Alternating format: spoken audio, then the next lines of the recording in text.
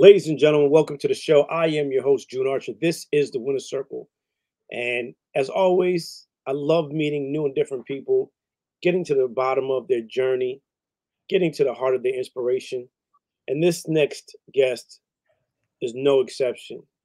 He's a Mexican actor and heartthrob, best known starring in Telemundo's telenovela. I'm gonna try my best, and I hope he's gonna help me. Otro lado del muro. That was pretty good. That was Hi, phenomenal. ladies That and was gentlemen, pretty welcome to good. the show, Guillermo Ivan. Welcome to the show, Guillermo. Thank you, my man. Thank you so much for having me. Uh, Thank you so much. this is amazing. I want to start by asking you, how have you been, and what can you think about in 2023 that allowed you to become the best version of yourself? Oh man, I love that question. I love that question. It's funny you asked me that question because lately I've been thinking about that a lot. 2023 has been an incredible year for me. And beyond, because I try not to measure my time based on expectations or results. I try to measure the process based on experiences and growth. I love that. Because to me, life is a learning process. It's always going to be like that. No matter where you are, it's always going to be a learning process. And if you believe that you have already gotten to the final destination, you're wrong, because there is not such a thing.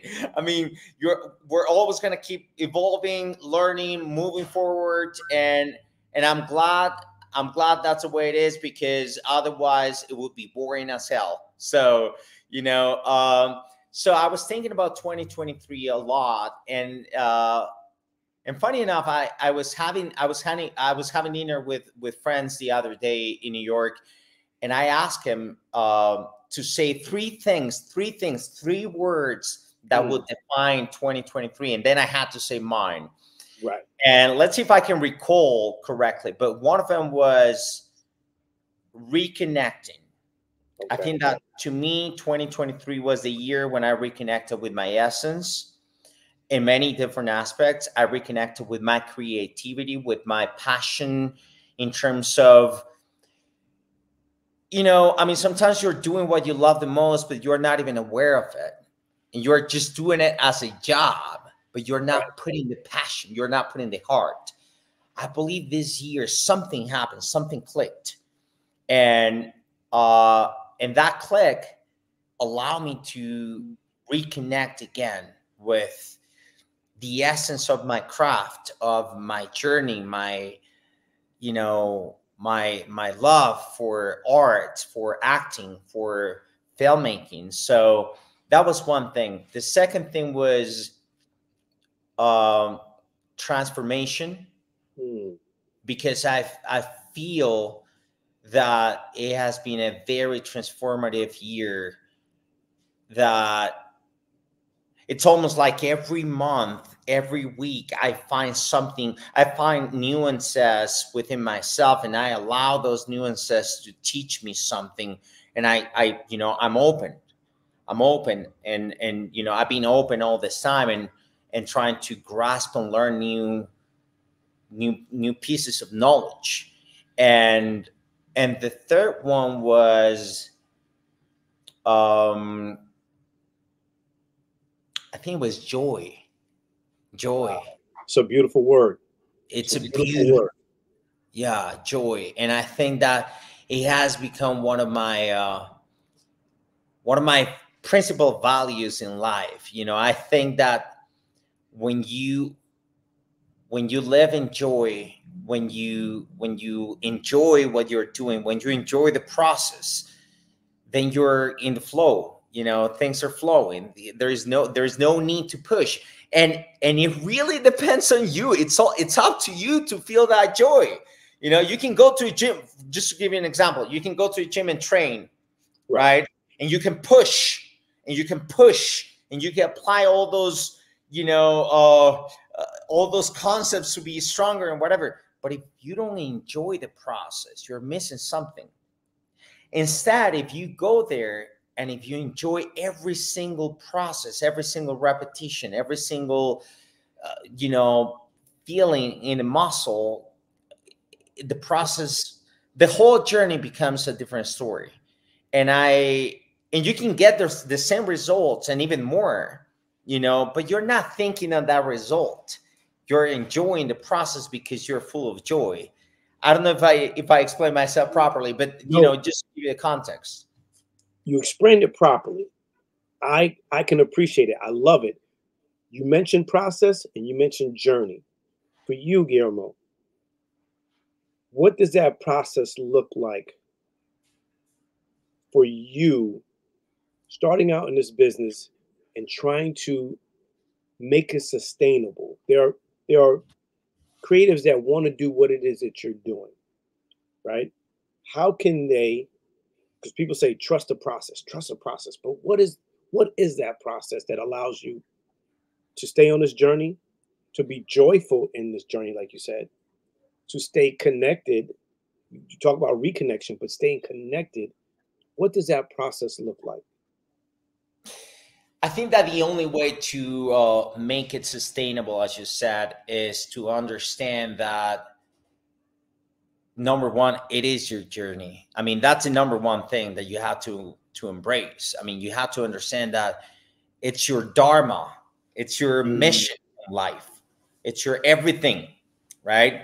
Like, I don't know, and I'm being very honest with you, I don't know if I could do anything else, because I am sure that I'm doing what I was brought here to do.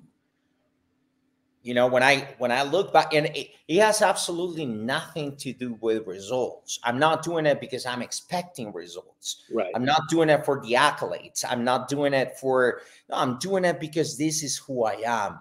This is my essence. There is nothing else I should be doing. So to me, and within my process, what I've learned is that when you have no other option, when you're loyal to your essence, when you're honest to yourself, when you're doing it because you're serving, because you're bringing something to a table to make a better world, your world, right? And to make a better place for everyone else, then you don't have any other option. Then you just have to do it. You have to be honest with that. And then it becomes sustainable because there is no other option. So right. It's the only option you have. You know that you're here to do what you're doing, and period. So that has been working for me, and it's been a blessing, and it's been a beautiful journey with ups and downs. If I go back to the origin of everything, if I tell you, you know, how everything started and everything I've been going through, you know, from starvation to hunger to you name it, you know, loneliness. But I always knew that I was pursuing what I came here to do. And I knew that I was being honest to myself and honest to my mission, and that I had to serve that mission. So, you know, it's been a blessing. It's been great. Some people don't find that, Guillermo, right? Some people struggle with trying to find work-life balance, trying to find that thing, trying to find their passion. What were some of the road signs? And when I say road signs, literally the signs and people along your journey that allowed you to continue to use what people would say compound interest to stay on this journey. Like, who motivated and inspired you to continue to do what you do, to say, nah, this is what I'm supposed to be doing. Like, there is no choice. Yeah. It is a beautiful, it's a beautiful question. So I love the question. And I agree with you. I think that you're finding signs along the road, and you got to pay attention to them. Your job is learning to pay attention. You know, if you're not paying attention, then you're getting say that again for the people that are watching and listening. Yeah. You have to do what? You got to pay attention. You got to pay attention. You got to pay attention. If you don't pay attention, and again, it's all connected to what I call honesty, you know, because it's just like when you pay attention, you're being honest as well. But, you know, I mean, it's not a logical, in my opinion, and I'm saying this with a lot of respect, right? But it's not just a logical and rational process, in my opinion. You have to learn how to feel it. Okay. You have to learn how to feel the signs. So, and what I'm trying to explain here is that, you know, somebody might come to you and give you very smart advice, right? It's logical. It's a very rational advice, but your intuition is telling you something different. Right. It may not be applicable. It might not be applicable for you. Exactly. For you. And that person, you know, that person is probably, you know, doing the best he or she can do to give you an advice. And from her perspective, that's the best thing for you. And that might be your mom, your dad, your best friend, but guess what? Only you have the answer. And only you, in connection with the universe, right, can find the answer. So that you know, advice might be very clever, very smart, but if for whatever reason it's not connecting with your intuition, with your inner soul, with your heart, in essence, with your heart, right, it's not for you. So you have to take it. You have to, you know, say thank you, and you have to receive it. But then you have to realize that your pathway is someplace else, and you have to find the right sign for that, you know. And it might be coming from a homeless person, or it might be coming from a teaching process. It might be coming from a fall, from a failure. You know, the best signs are failures. When you have a failure and you have to learn something, when you have to make corrections and you have to say, listen, this is not the right way to do it. I need to learn. I was wrong, right? I need to try something different. Or, you know, this is not the right pathway. I need to go in this direction. But you need to feel it. You need to feel it from the heart. You know, Marlon Brando, he had a beautiful phrase. He used to say, when you know it's right because you can feel it in the bones. You can feel it inside of you. You do. It's just like acting or music. When you know you hit the right note, you feel it. You know it. You know it. It's right here. Something right. You cannot explain it. It's not a logical process. It's something that's coming from the heart. So you need to be open to receive those signs and signals and advices from the heart, you know, and you have to take them right here and embrace them. You've been blessed to be able to do telenovela, do English speaking movies. For you, has there been a role up to this point? We're going to talk about the new project, but has there been a role that you played that you felt that when you're like, man, like I killed this part. I'm even stuck in a role when I leave the set. I feel ooh, I gotta sit somewhere and take this character off. Has there been a character that you play that you like, oh, Guillermo, you killed that? No, you know what? I try to look for that in every single project that comes to my life. I mean, I really try to. Sometimes it happens, sometimes it doesn't happen, because you cannot force it. You have to be in the moment. That it's all about learning how to be in the moment. But you have, at least in my opinion, anytime I start a new process, a new creative process, a new role, the new construction, the foundation of that role has to come from here. It has to come from here. I got to be brave enough, and I need to have the courage to open my heart and to say, okay, What's going on here? Because let me just backtrack for a second. We were talking about signs, right? Right. Every character, it's a sign. Yes.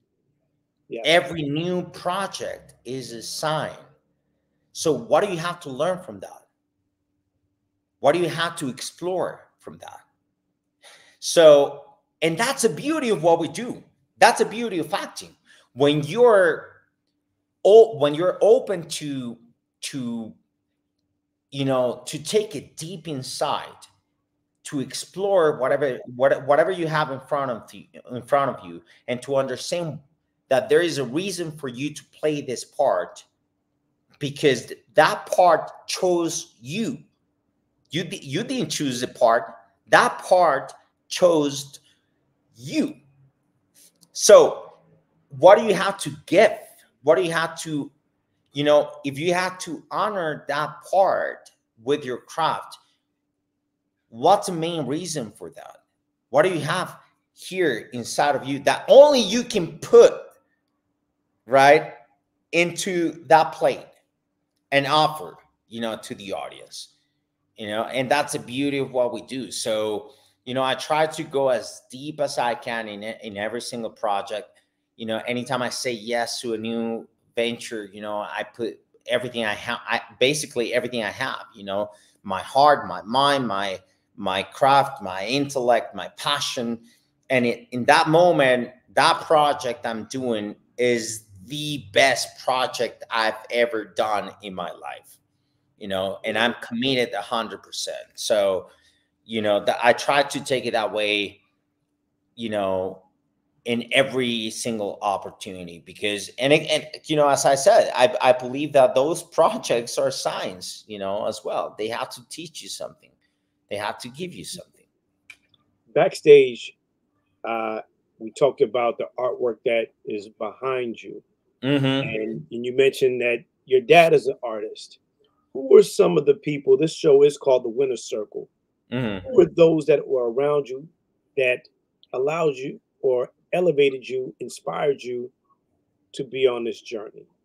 Are you artistic in the sense of graphic design and artwork, or was it just finding yourself as an actor and loving the arts in that way? And also, I want to ask you, how important is it that our young people be involved in the arts at a very young age?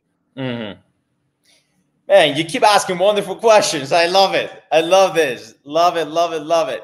So, yes, I was blessed enough to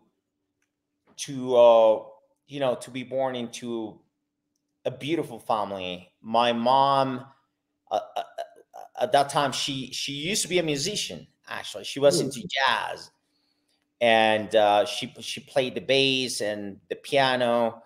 And my father is a painter. I mean, this is his work. This is what he does. Amazing. So, funny enough, they met at the art school in Bellas Artes in Mexico City. So that's how they met. So art was part of their love, right? And I was the first of 3 sons, and I was the only one for 10 years, and it was an incredible opportunity to mingle with them, not just as a kid, but also almost as a I would say as an ally, in their adventures, because they used to have gatherings every weekend with filmmakers, actors, artists, painters, musicians. And I was 3, 4, 5 years old, and I was allowed to be in the table listening to those conversations, and grasping as much as I could. Funny enough, I wanted to be an athlete at that time. I never thought. With all of that influence, with all that art around you. Yeah. I mean, I had a beautiful influence because, number one, I mean, because of them. And like, I remember the apartment where I grew up in Mexico City back in the day, and it was a beautiful apartment full of paintings and books We have paintings everywhere, books everywhere, and music 24/7. Like my mom used to play jazz 24/7. When I say 24/7, it's like 24/7. We were going to sleep and jazz was being played from the living room into every single bathroom, 24/7. So it was amazing. And but yeah, I wanted to be an athlete. So I would say my first two mentors were my parents, both of them. Even though I was not conscious about that. Like I was looking for something else. And when I was 14 years old, my best friend at that time and myself, we were playing soccer, and I was doing tracks. Like I was running 200 meters and playing soccer and whatever. I thought that was going to be my life. And then one day in the summer, he felt something in the leg, and it was cancer. And 6 months after, he passed away.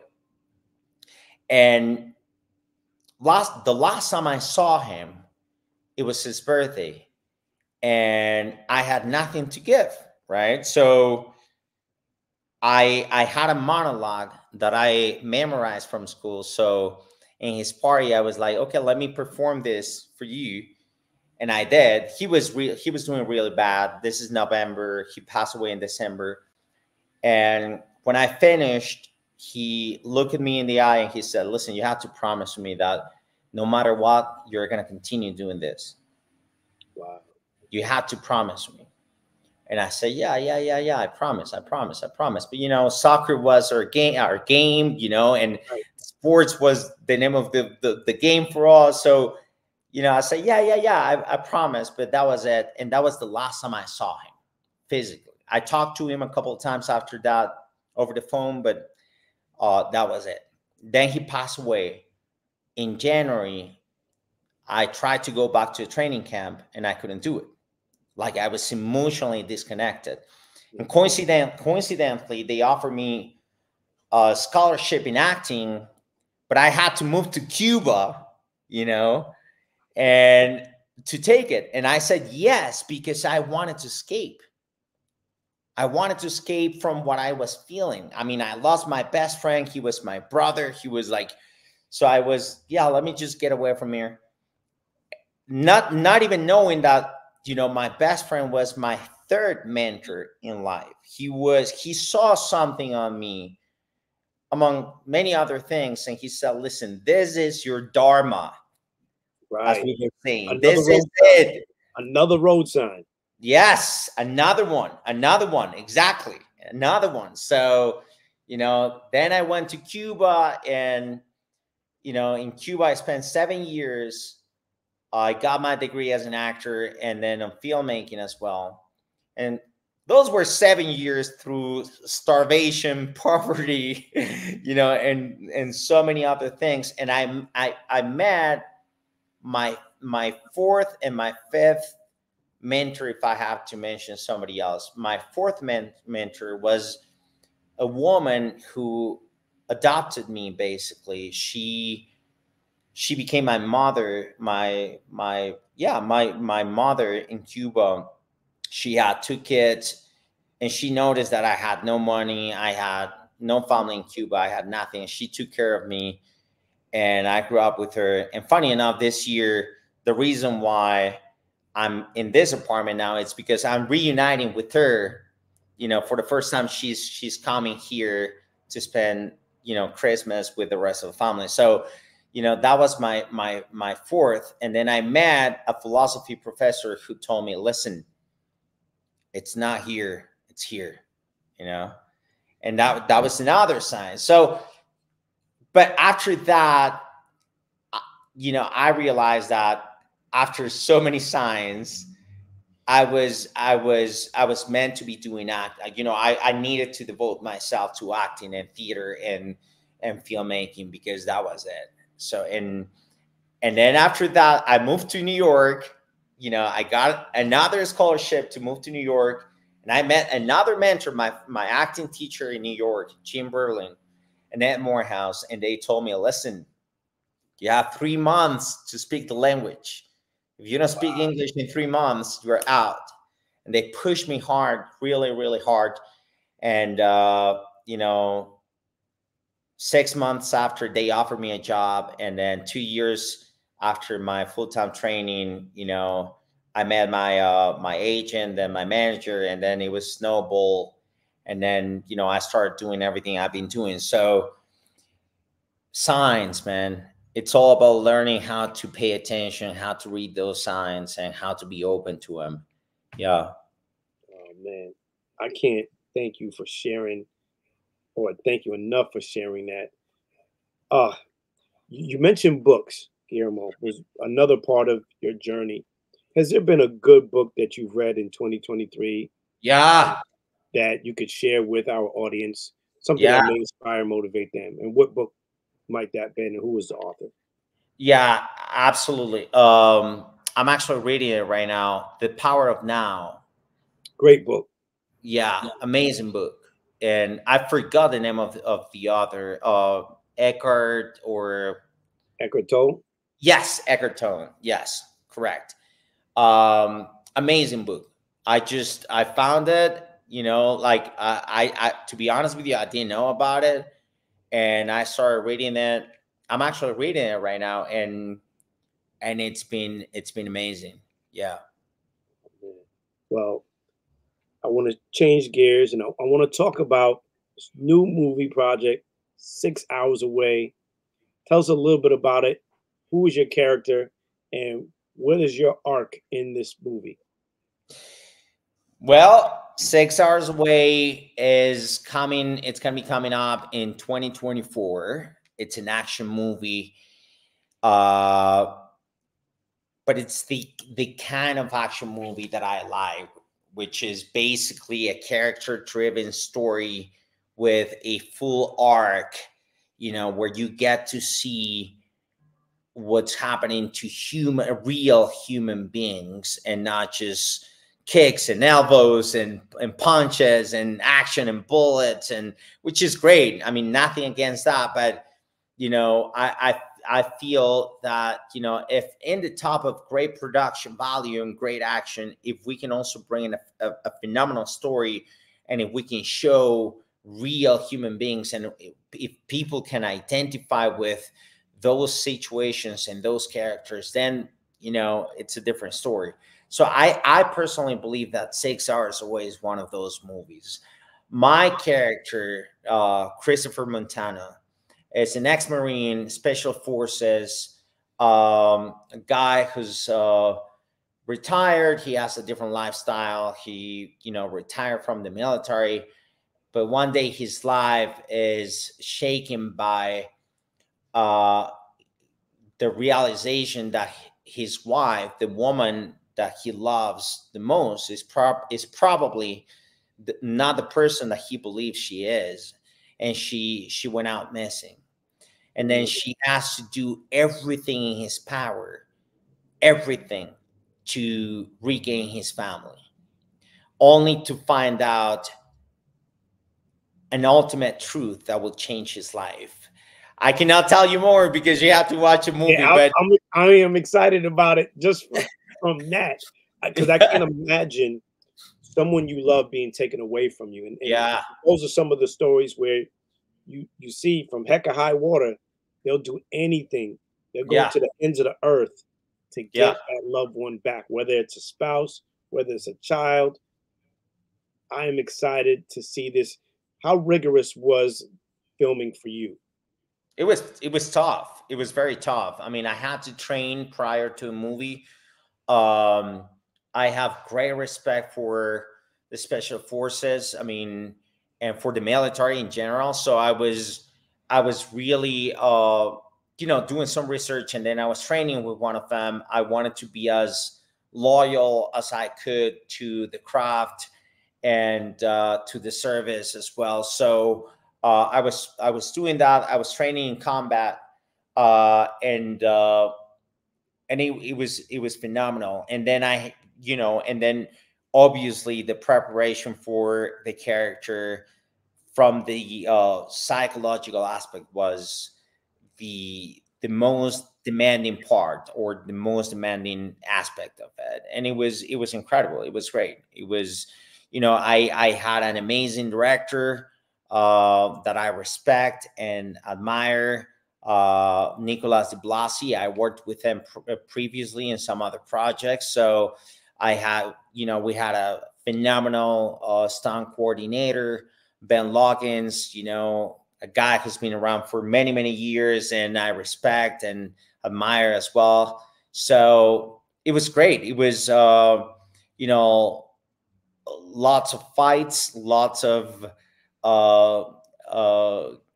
you know, car chase scenes. And I, you know, I, on the top of everything, it was funny. I was having a blast, you know, because I enjoyed doing that. So it was great. Have you been hit with the directing bug yet? In what sense? Are you thinking of directing at some point? Are you still in love with being in front of the camera acting, or No, is there? I have done it already. I have done it. So actually, the last thing I directed was a movie that's called Rumba Love, and it was a movie that I basically wrote and direct to honor the story of my best friend that I was telling you about. And it's you know, we did it for Showtime and Paramount Plus, so it's now in Showtime and Paramount Plus. And it was beautiful because I had the chance to shoot the movie between Cuba and New York, and it's a movie that has to do with music as well. And you know, it has to do with rumba cubana, which is a very particular, you know, rhythm. And it was an incredible journey. It was an incredible journey, especially for me. It was, you know, I that movie was I know it sounds selfish, but it was for me. It was like it was something that I had to do. Right. You know, You had to get it out. You had to get it yeah, out. exactly. So yes, the answer is yes.